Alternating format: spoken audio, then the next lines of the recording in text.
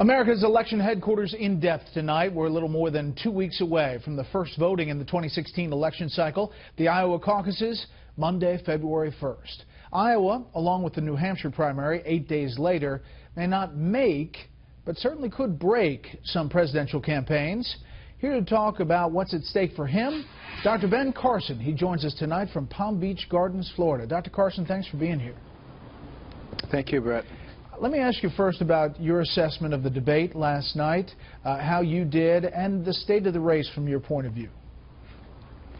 Well, I think I did fine, but, I was a little disappointed. The material that was talked about, a large part of it was not really relevant to the people.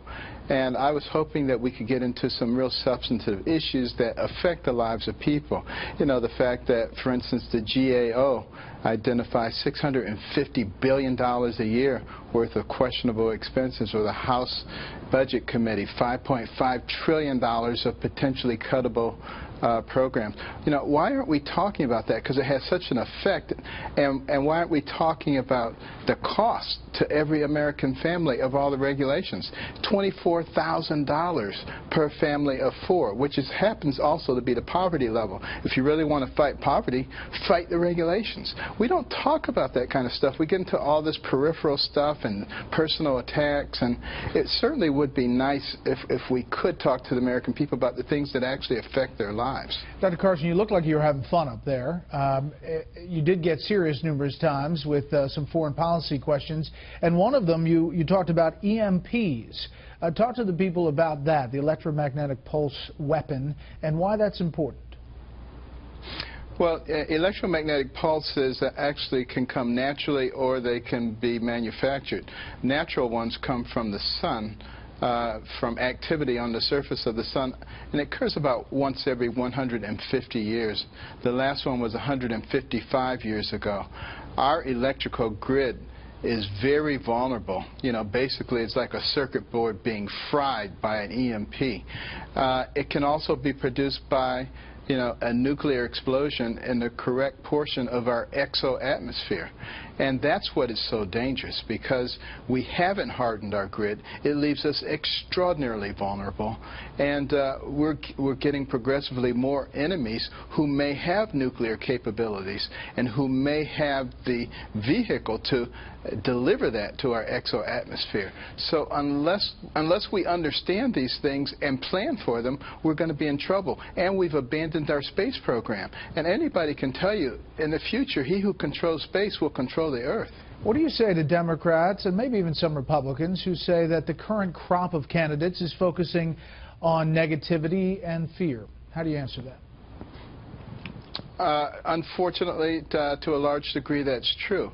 I tend to focus on real solutions, common sense. There isn't a single problem we have that can't be solved with common sense if you extract the politics and the ego. But that seems to be almost impossible. That's one of the reasons I got into this race, to see if it was possible to actually break through. And it's difficult, there's no question, but we're going to keep trying. You look at the Real Clear Politics average of polls in Iowa, the latest polls. You're currently in fourth place at 9%, but you are 18.5 points roughly behind Donald Trump. Where do you need to finish in Iowa to continue your campaign and to have success? Well, I certainly want to finish at least where I am now, in fourth place, but I'd like to finish first.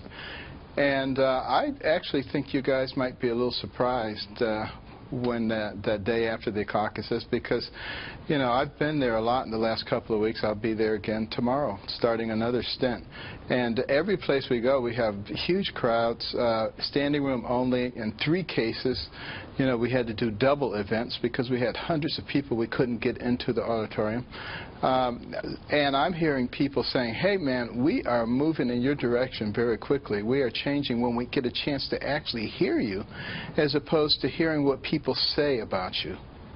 Last thing, there are questions about your campaign, the structure of it. Yesterday, the Washington Post had a piece that said Finance Chairman Dean Parker leaving amid intense scrutiny over his grip of the campaign's expensive fundraising operation, the perception that he has benefited improperly from campaign spending from chartered flights to investments in ineffective paper mailers in early voting states. Decisions made by staff have raised persistent questions in recent months about whether the campaign is spending its money wisely. Your former campaign manager, Bret Baier, says that Donald Trump is on his way to victory. How do you answer these charges about your campaign?